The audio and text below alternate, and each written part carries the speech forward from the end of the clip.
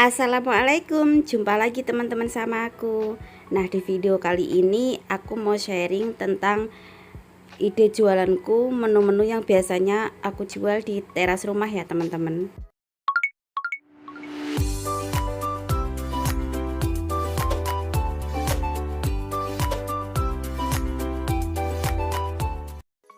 Nah, di video kali ini aku mau berbagi ide jajanan yang biasanya aku jual di teras rumah, yang setiap hari ready dan untuk yang 1 minggu sekali ready ya teman-teman.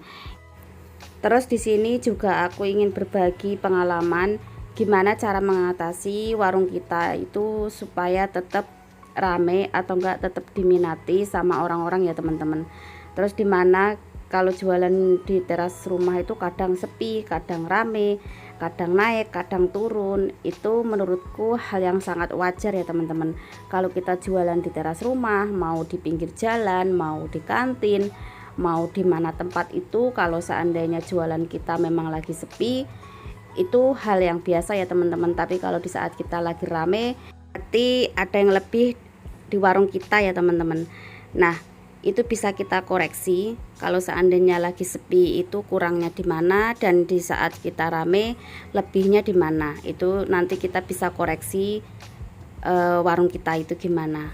Nah, seandainya warung kita itu lagi sepi, coba teman-teman untuk melebihi atau enggak meningkatkan kualitas barang-barang di warung teman-teman. Untuk di zaman sekarang kan lebih mudah ya teman-teman, semuanya melalui digital. Nah, kalau kita jualan seperti ini untuk mempromosikan di medsos itu peluangnya sangat lumayan teman-teman. Untuk jangkauan pembelinya itu juga sangat luas. Terus untuk kepuasan pelanggan itu harus dipertanyakan ya teman-teman. Aku sering banget bertanya kepada pelangganku, mau orang baru atau enggak orang lama. Kalau ada menu baru selalu aku tanyakan, gimana jajan di sini, puas enggak? Nah, biasanya kan mereka berkomentar itu kan beda-beda ya teman-teman. Ada yang bilang puas, ada yang bilang asin, ada yang bilang kurang asin, ada yang bilang kurang pedas. Nah, dari semua komentar itu bisa kita koreksi lagi, bisa kita perbaikin lagi supaya nanti pelanggan kita itu lebih puas dan kembali lagi ke tempat kita.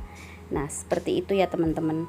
Terus untuk gimana caranya kalau kita jualan di teras rumah itu sudah lama tapi masih tetap aja peminatnya kurang. Nah, ini yang harus diperbaiki teman-teman. Seandainya kita jualan di teras rumah, itu lihat kondisi lingkungannya seperti apa.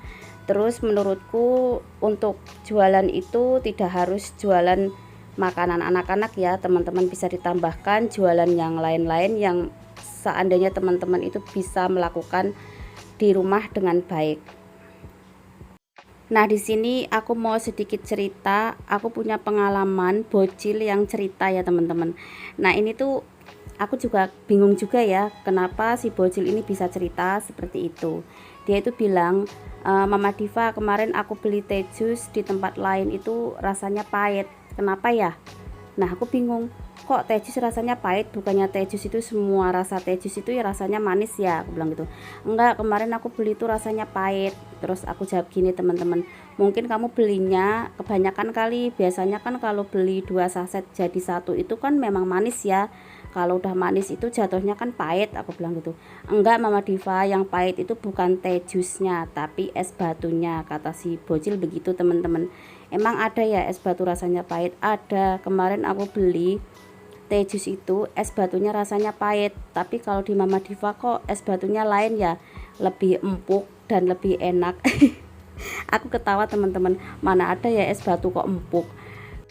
Nah, dari situ aku banyak banget belajar komentar-komentar dari anak-anak sampai dewasa. Kalau mereka komentar apapun itu selalu aku dengerin dan selalu aku memperbaiki isi warung aku atau enggak kualitas rasa di warung aku ya teman-teman. Supaya nanti kedepannya lebih baik dan lebih baik lagi. Nah, ini tuh sedikit cerita atau enggak pengalaman aku selama aku jualan di teras rumah ya teman-teman.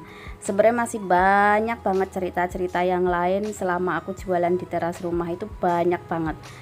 Tapi kadang-kadang kita cukup untuk mendengarkan, terus untuk selanjutnya kita memperbaiki kualitas isi warung kita, atau enggak memperbaiki rasa-rasa yang kita jual di teras rumah, seperti makan makanan atau enggak jajan-jajanan yang kita jual di teras rumah ya teman-teman. Terus jangan lupa buat teman-teman untuk selalu mempromosikan di medsos, karena di zaman sekarang semuanya serba mudah ya. Dan di zaman sekarang itu digital itu udah nomor satu, mudah banget kita mempromosikan dagangan kita lewat medsos. Nah, ini menu-menu aku yang ready-nya itu 1 minggu sekali ya teman-teman. Itu seperti bakso Korea seafood, terus di sini juga ada susu denko, kerupuk pangsit. Nah, terus dilanjut di sini ada dimsum ya teman-teman. Nah, untuk dimsum ini aku ready-nya hanya 1 minggu sekali. Tapi untuk kentang goreng ini setiap hari aku ready ya teman-teman. Untuk makanan yang sekiranya jarang peminatnya, aku biasanya tidak setiap hari untuk ready-nya, supaya anak-anak atau enggak orang dewasa itu tidak bosan dan ini ya, selalu suka dengan jajanan-jajanan yang kita sajikan. Terus lanjut di sini juga ada jasuke, terus bakso Korea seafood, ada cilor, terus ada martabak telur. Nah, untuk jasuke dan bakso Korea seafood ini aku ready-nya cuman 1 minggu sekali. Tapi untuk cilor dan martabak telur itu setiap hari ready ya teman-teman.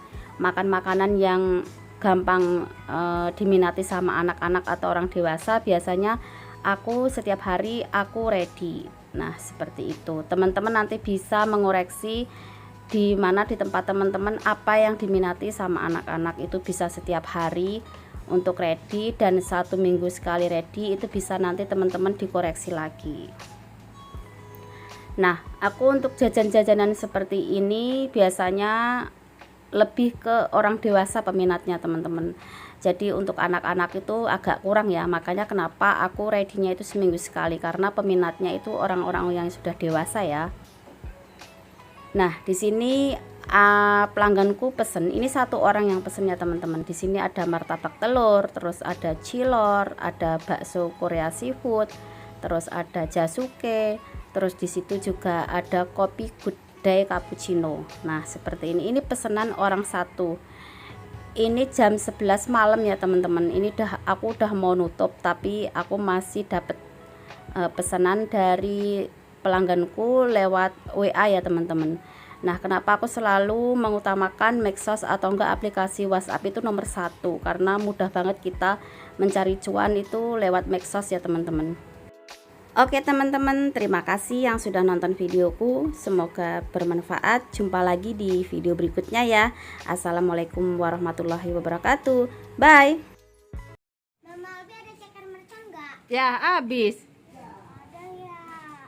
Oh, udah habis. Kalau burger? Burgernya tinggal dagingnya, rotinya juga habis. Terus mau apa?